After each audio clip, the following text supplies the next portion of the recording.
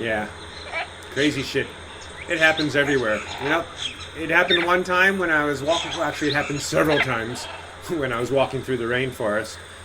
There were 3 days when I was on this path, and I didn't see a single human being. I saw some traces of human beings, like a thrown out cigarette pack or something like that every so often. I knew then that I wasn't lost. Every so often I thought I was lost. But I didn't see any humans at all. I did hear lots of noise, like the noise you can hear in the background, the rainforest noise. It went on all the time. But anyway, and it was much louder than this, trust me. Amongst this noise, imagine suddenly you hear, and it's not like that on a desk, but it's cracking branches. Okay, so I'm walking, I'm hot, I'm tired, and suddenly I hear,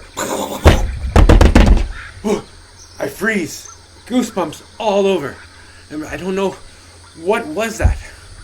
It was very unintentional. It wasn't random noises,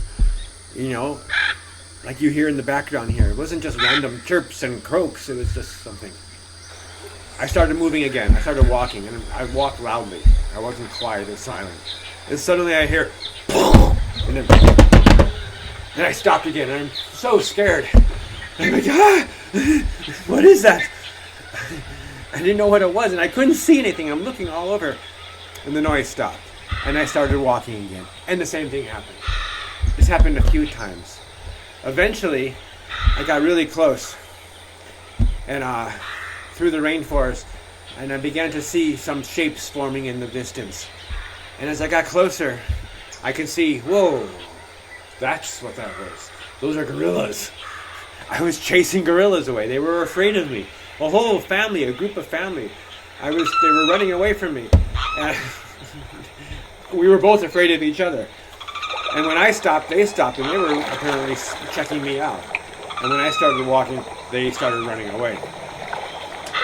And I felt like really bad because look at them, they're so cute. The baby and the mommy. Now, I didn't take these pictures, someone else did.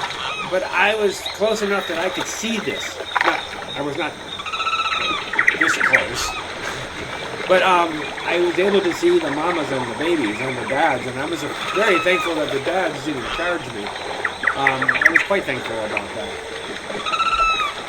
that. But then in the end, I felt guilty.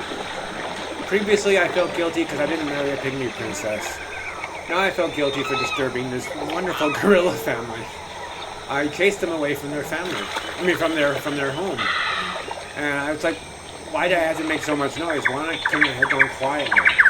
And then I could have watched them in nature. Instead of seeing them run away in terror, I could have actually seen them perhaps. Like, who was it? I want to say Jane Goodall, but it wasn't Jane Goodall. It was the other one. I forgot my name.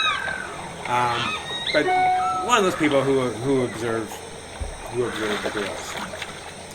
Gorillas in the mist. Anyway, so I had a wonderful sleep that night. I felt kind of enlightened after seeing the gorillas. I slept next to a stream. It was really beautiful. I felt really refreshed. The next morning, I went walking again, and I knew I was getting close because I was getting close to the ocean because the path was beginning to widen a little bit. I wasn't getting lost anymore. I could tell there had been some deforestation around. And as I got closer, I began to notice more signs of civilization. And suddenly I came to a house, or a little hut. And whoa, look at this, there's a hut, there's civilization. And out of the house came a little African boy, a little Cameroonian boy, and he told me to come inside, and I came inside. And inside I met a Japanese man. And I'm like, what? Did I make a wrong turn somewhere? Am I in Japan, not in Cameroon? And it ends up he was a researcher from the University of Kyoto, and he was studying gorillas. And he had been there for a year, and he hadn't found any gorillas in a year. And I told him I just scared them away the day before. And he's like, oh my God. He was so excited. And I told him where the gorillas were. And so he was going to go look for them the next day.